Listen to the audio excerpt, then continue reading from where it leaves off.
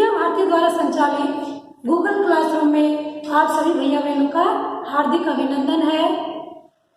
भैया बहनों, पिछले वीडियो में हमने पढ़ा अक्षांश और देशांतर रेखाओं के बारे में।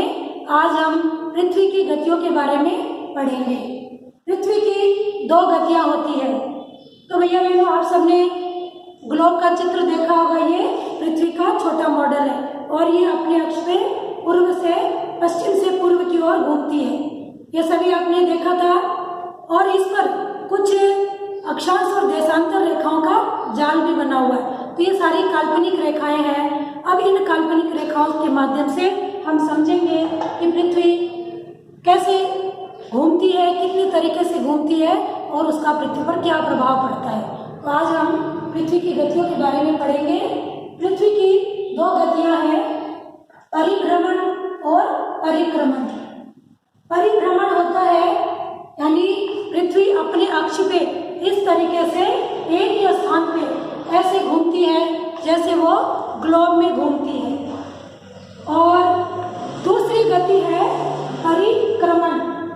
परिक्रमण का मतलब ये है कि हम जब मंदिर में जाते हैं तो भगवान जी बीच में स्थापित होते हैं और हम उसके मंदिर के चारों ओर परिक्रमा करते हैं, तो उसे हम परिक्रमण गति कहते हैं।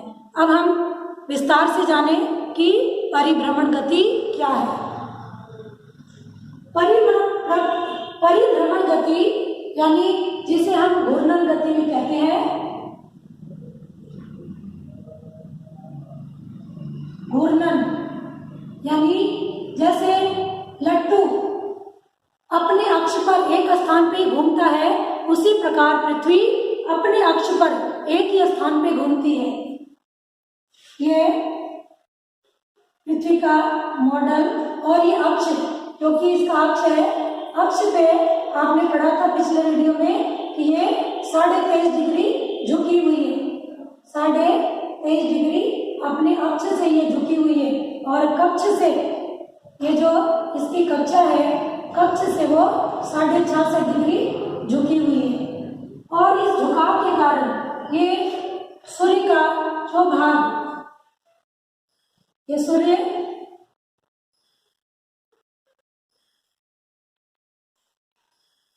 पृथ्वी का जो भाग सूर्य के सामने होता है वहां क्या होता है, वहां दिन होता है।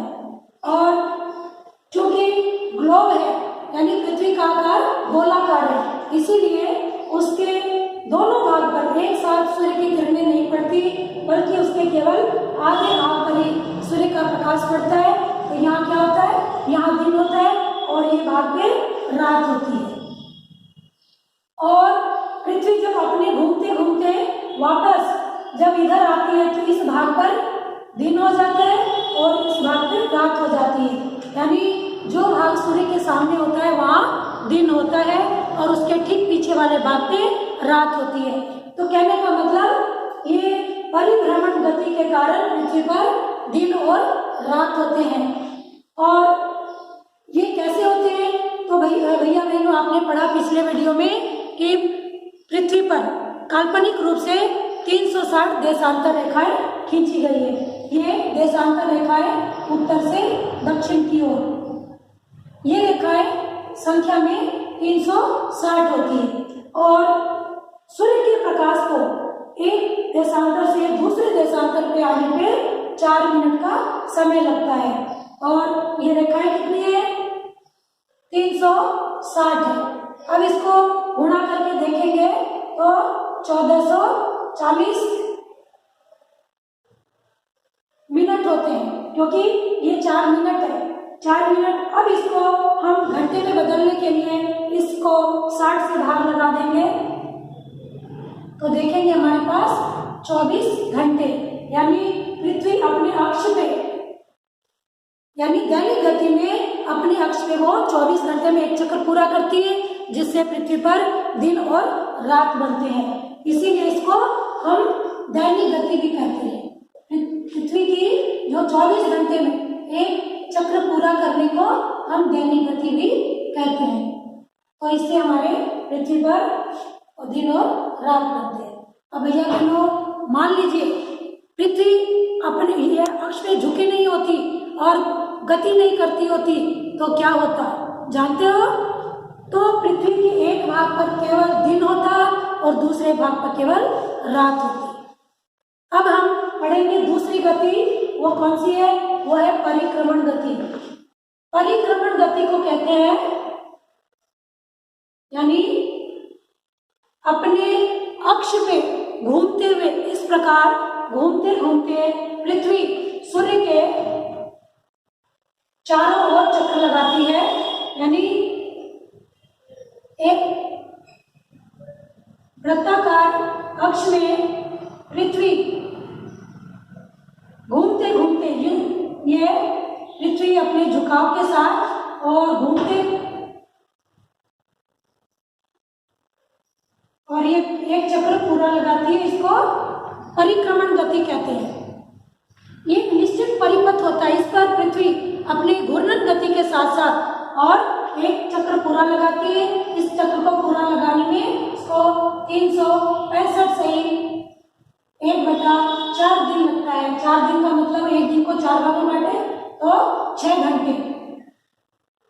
इस प्रकार पृथ्वी सूर्य के चारों ओर चक्कर लगाती है, उसको हम परिक्रमण गति कहते हैं। तो भैया और बहनों, परिभ्रमण और परिक्रमण में आप अंतर करेंगे, ये अंतर कॉन्सेप्ट क्लियर होगा तो आपको ध्यान में आएगा कि परिक्रमण क्या है और परिभ्रमण क्या है।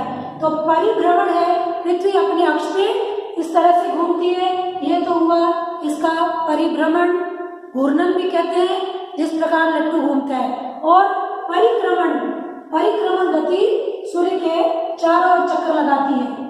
इससे क्या होता है पृथ्वी पर?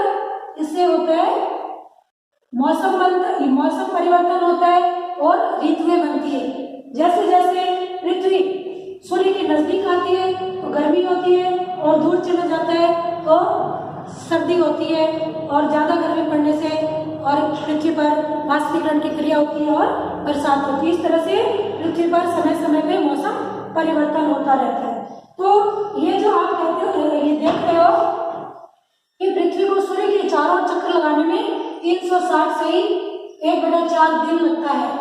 365 सही 1/4 दिन लगता है। तो ये 365 सही और 1/4 ये क्या है? 1/4 का मतलब है 6 घंटे। 6 घंटे और एक दिन में कितने होते हैं? 24 घंटे।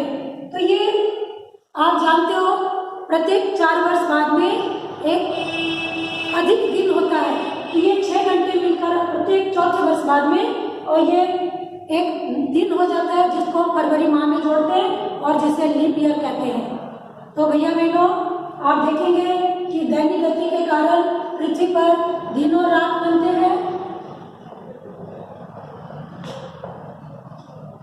और परिक्रमण गति के कारण जलवायु पर ऋतुएं बनती है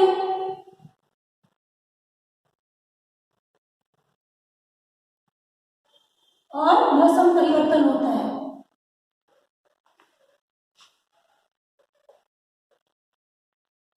मौसम परिवर्तन होता है। तो भैया बहनों, आप सभी को समझ में आया होगा कि पृथ्वी अपनी 2 गति के कारण उसके पृथ्वी पर क्या क्या परिवर्तन होते हैं। धन्यवाद बहनों।